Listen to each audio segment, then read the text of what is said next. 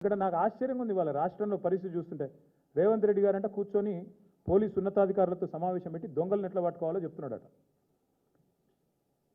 నిన్ను పట్టుకున్నది వాళ్ళేనాయనా, మర్చిపోకు.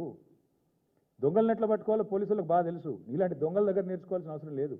నిన్ను పట్టుకున్నది వల వేసి ఉచ్చుబన్ని అందరు అక్కడ కూర్చున్న వాళ్ళు నవ్వుకుంటా ఉండింటారు కామెడీగా, వీడు చెప్తున్నాడు ఏంద్రా మాకు అని. దొరికినోడు వీడు కూడా చెప్పేటోడు అయిపోయిందా అని. కాబట్టి ఈ ఎటకారాలు డ్రామాలు ఆపేసి ధాన్యం కొనుగోలు మీద దృష్టి పెట్టు. ఆ నిందితుడికి మేము గనక నోరు విప్పకపోతే ఆ బాలిక తరపున ఇవాళ అమ్మాయికి న్యాయం జరిగేది కాదు. ఇది వాస్తవం. హైకోర్టుకు నేను హృదయపూర్వకంగా ఆ అమ్మాయి తరపున లక్షలాది మంది బాలికల తరపున ఈ రాష్ట్రంలో నేను సల్యూట్ చేస్తా ఉన్నాను.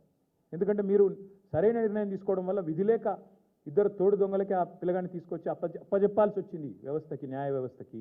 లేకపోతే వీళ్ళు న్యాయం జరిగేది కాదు. మీడియా మౌనం, కేంద్ర మంత్రులు మౌనం, కేంద్ర ప్రభుత్వం మౌనం, రాష్ట్ర ప్రభుత్వం మౌనం. ఇన్ని వ్యవస్థలు ఒకటైతే కూడా చివరికి న్యాయ వ్యవస్థ వల్ల ఇలా అమ్మాయికి న్యాయం జరిగింది ఫైనల్గా. ఇంతకంటే ఎక్కువ నేను ఆ విషయంలో మేమేం రాజకీయం చేయలేదు, చేయబోము.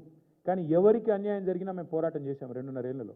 అది లగచర్లలో కావచ్చు, వెలుగుమట్లలో కావచ్చు, లేదా మా మహబూబ్ నగర్లో జరిగిన కూల్చివేతలు కావచ్చు, హైడ్రా విక్టిమ్స్ కావచ్చు, మూసీ బాధితులు కావచ్చు, మేమే కొట్లాడింది ఈ రాష్ట్రంలో.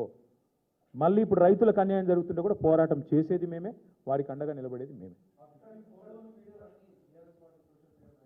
ఆ విధవలు ఎవరైతే బయట పెట్టారో, హనీ ట్రాప్ అని వేసిన విధవలు ఎవరైతే ఉన్నారో వాళ్ళని బయట పెట్టండి, వాళ్ళ మీద కేసులు పెట్టండి, లోపల నూకండి. అందులో బీఆర్ఎస్ఎల్ ఎవరన్నా ఉంటే ముఖ్యమంత్రి నేను సవాల్ చేస్తున్నా, బయట పెట్టు. నువ్వే కదా హోంమంత్రివి, చెప్పు, బయట పెట్టు.